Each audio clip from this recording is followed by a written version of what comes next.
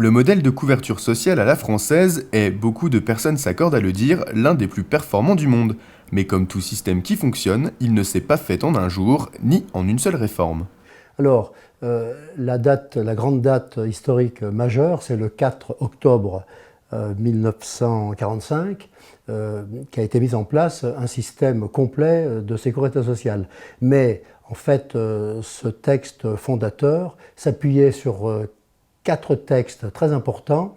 L'un en 1898 sur la réparation des accidents du travail et maladies professionnelles, un second 1910 sur les retraites ouvrières et paysannes, 1928 et 30 pour les assurances sociales, et 1935 pour les allocations familiales. Donc en 1945, le gouvernement provisoire du général de Gaulle ne partait pas de zéro. Le passé historique de la France a sans doute permis la création d'un système aussi efficace. La volonté de reconstruire une France en bonne santé au lendemain de la guerre y étant pour une grande part de responsabilité. Mais comme vous allez le constater, il n'y a pas eu qu'un seul homme à l'origine du système. Il faut savoir que le Conseil national de la résistance, en 1944, avait élaboré tout un programme de réforme qu'il y avait lieu d'entreprendre en France à la Libération, parmi lesquels l'adoption d'un plan complet de sécurité sociale. C'est le général de Gaulle, donc chef du gouvernement provisoire, qui était chargé de mettre en œuvre ce grand chantier, et il l'a confié aux ministres du Travail successifs.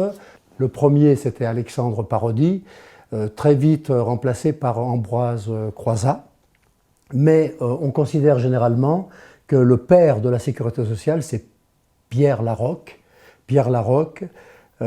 qui était directeur de la sécurité sociale au ministère dès le mois d'octobre 1944, et qui, par la suite, quand il fut à la retraite, a été le fondateur et le premier président du Comité national d'histoire de la sécurité sociale. Différents motifs ont poussé à la création totale d'un système de couverture sociale.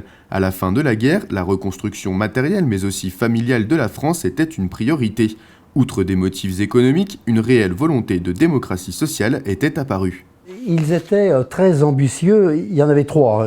Bon, je peux vous en citer beaucoup d'autres, mais c'était unité de la sécurité sociale, c'est-à-dire un seul régime de sécurité sociale pour l'ensemble de la population, salariés, secteur privé, public, non salariés, agricoles, etc.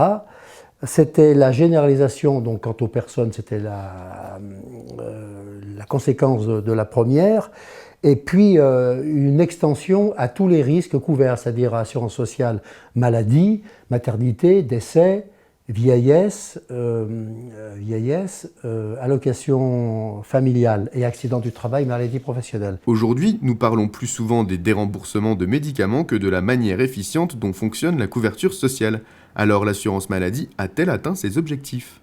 Aujourd'hui, les objectifs prioritaires de 1945 sont atteints dans la mesure où la totalité de la population est couverte. Alors certes, il y a une multiplicité de régimes de sécurité sociale, mais d'une manière ou d'une autre, tout le monde est couvert par un régime. On citera en 1999 la CMU, couverture maladie universelle, qui a été créée pour combler les lacunes de la mosaïque de régimes. Et puis, citons également l'AME, Aide médicale État, qui offre une couverture maladie aux étrangers en situation irrégulière. Donc tout le monde est couvert. Et par contre, on va répondre non, parce qu'une unité administrative avait été projetée, mais elle n'a jamais été atteinte, parce qu'il y a eu les lobbies, beaucoup de lobbies ont lutté en 1945 et dans les années qui ont suivi pour empêcher que le régime général soit un régime qui englobe la totalité de la population française. Une réaction ? Un témoignage ? Commentez ce reportage sur dijonsanté.fr.